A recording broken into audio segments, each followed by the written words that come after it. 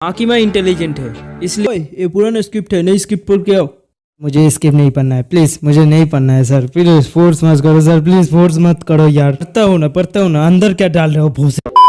माकिमा के पावर्स डेंजी के hybrid power से भी ज्यादा है। डेंजी का पावर अगर 2x भी हो जाए फिर भी माकिमा खुद ही अपने हाथों से डेंजी को मार सकती है, जैसे कि हमने चैप्टर 95 में देखा था, जहाँ पे माकिमा आसानी से पोचिता को हैंड टू हैंड कॉम्बैट में डिफीट कर देती है और उसके हार्ट को आसानी से अलग कर देती है। लेकिन यहीं पर तो असली खेल शुरू होता है। असल में वो बॉडी डेंजी की होती ही नहीं है। असल में ये सब कुछ डेंजी का प्लान ही था। डेंजी को पता था कि वो माकिमा को कैसे डिफीट कर सकती है, या फिर बोलूं डेंजी कैसे माकिमा को मार सकता है। तो हेलो दोस्तों, आज हम बात करने वाले हैं डेंजी ने कैसे माकिमा को पेल दिया।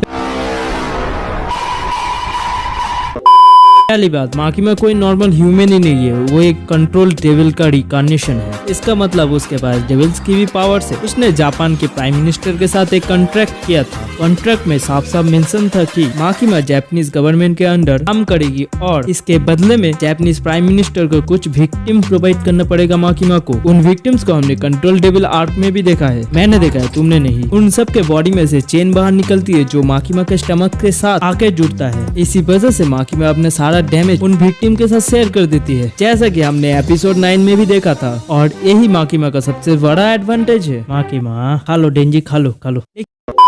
लेकिन फोर्स मैनिपुलेशन का इम्पैक्ट पोचिता में जरा सा भी नहीं होता, जबकि इस पावर का इस्तेमाल करके पोचिता को स्पेस में थूक दिया गया था। लेकिन डेंजी को एक ही प्रॉब्लम था कि माकिमा के इस कॉन्ट्रैक्ट फ्लो को कैसे वो काट सके। बहुत समय पहले डेंजी ने पावर के ब्लड को कंज्यूम किया था और इसी की वजह से डेंजी के पास पावर का कुछ ब्लड बाकी था, जहाँ पर ब्लड के बदले में पावर डेंजी के साथ कॉन्ट्रैक्ट करती है। डेंजी पावर को ढूंढने के लिए हेल में भी जाएगा, लेकिन पावर एक ब्लड डेविल होने के कारण उसके पास एक पावर है जो पावर का ब्लड अगर किसी के बॉडी के अंदर चला जाता है तो का हीलिंग फैक्टर कम हो जाता है। और इस पावर को डेंजी ने बहुत अच्छे तरह से यूज भी किया था। पावर के इस ब्लड से डेंजी ने पोचिता को भी रिवाइव किया था और चेनसो भी बनाता है, जहाँ पर माकिमा को ये लगता है कि वो पूरे टाइम डेंजी के साथ ही फाइट करती है।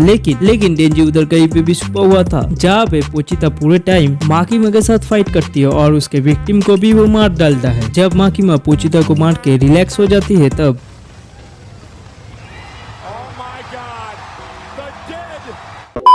डेंजी चेनसॉ का यूज करता है और माकिमा को तभी मार डालता है। इसके बाद माकिमा अपनी बॉडी को रीजनरेट नहीं कर पाती, उसके ऊपर उसके सारे विक्टिम ही मर चुके थे और इसी वजह से डेंजी माकिमा को मार पाता है। और उसके बाद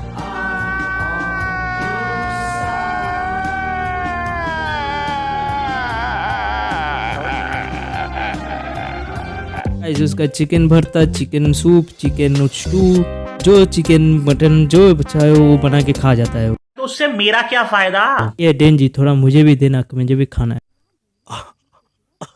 हो गया, सब खा गया, कुछ नहीं बचा। आखिर में बोलना चाहता हूँ कि डेंजी के पास पोचिता की तरह कोई भी पावर नहीं होता है जो माकिमा को इरेज कर पाए। इसकी वजह से ही माकिमा कंट्रोल डेविल फिर से रिकार्नेट हो जाता है। कंट्रोल डेविल रिकार्नेट होती है कहाँ? माकिमा फिर से रिकार्नेट होती है नायुता के नाम से इन चाइना। लेकिन इस बार कोई भी माकिमा के पुराने कोई भी मेमोरीज उसके पास ही नहीं है, ये पूरा अलग है।